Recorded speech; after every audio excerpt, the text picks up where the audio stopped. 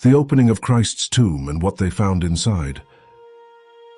For nearly 500 years, no one dared to open the tomb until now, and what they found changed everything. This isn't just a story about a renovation. It's a journey into one of the most sacred, most contested, and most mysterious places on earth, the tomb of Jesus Christ. You're about to witness the moment the tomb was opened, a rare glimpse into what may be the original resting place of Christ himself, and how history, faith, and science collided beneath the marble floors of Jerusalem. In the heart of Jerusalem, where pilgrims weep and candles flicker, stands a building unlike any other, the Church of the Holy Sepulchre. Christians have believed for nearly 1700 years that beneath its dark domes lies the place where Jesus was buried and rose again. But for centuries, no one had seen what was under the marble slab at the center of it all. Not archaeologists, not clergy, not even the church's own caretakers. But why?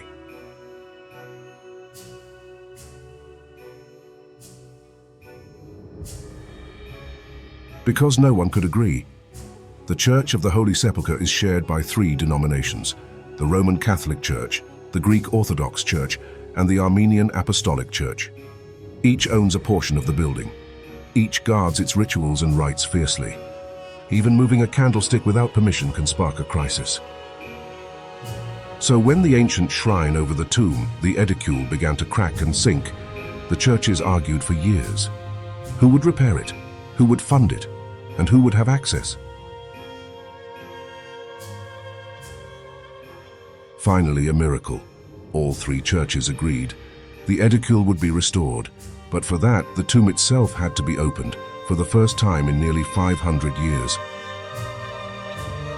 The task was given to a neutral party, the National Technical University of Athens.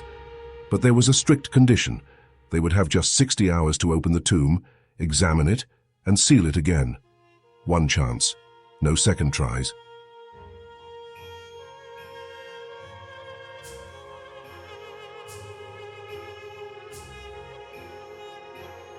The church was closed. The cameras were turned on. The team worked through the nights. First, they removed the marble slab. Underneath, they found another, older, cracked, and darkened with age. And beneath that, the rock itself. The original limestone burial bed, carved directly into the hillside, exactly where ancient tradition had said it would be.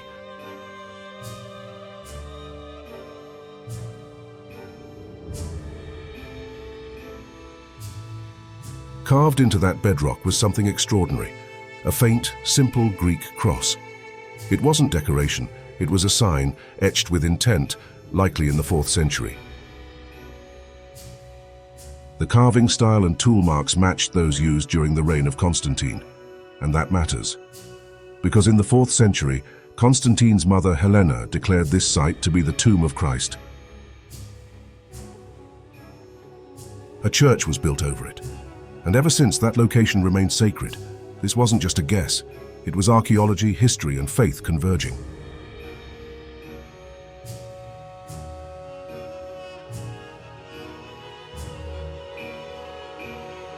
While the tomb was open, the restoration team reinforced the edicule with titanium. They cleaned soot from centuries-old icons. They documented every crack, every carving, every trace of time. And then, after just 60 hours, they sealed it again. The slabs were returned, the tomb was closed, and the silence returned. But something had changed. For the first time in 500 years, the world had seen the place that millions believe held the body of Christ, and found new reasons to believe it might be real. No one expected to find bones. The tomb was empty, just as the Gospels said.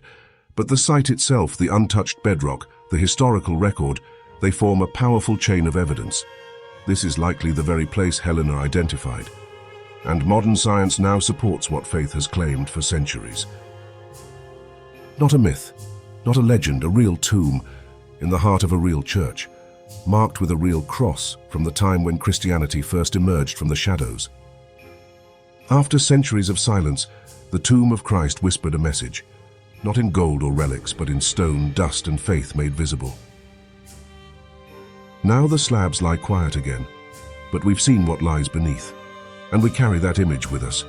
A cross in the stone, a tomb carved in rock, and a story still unfolding.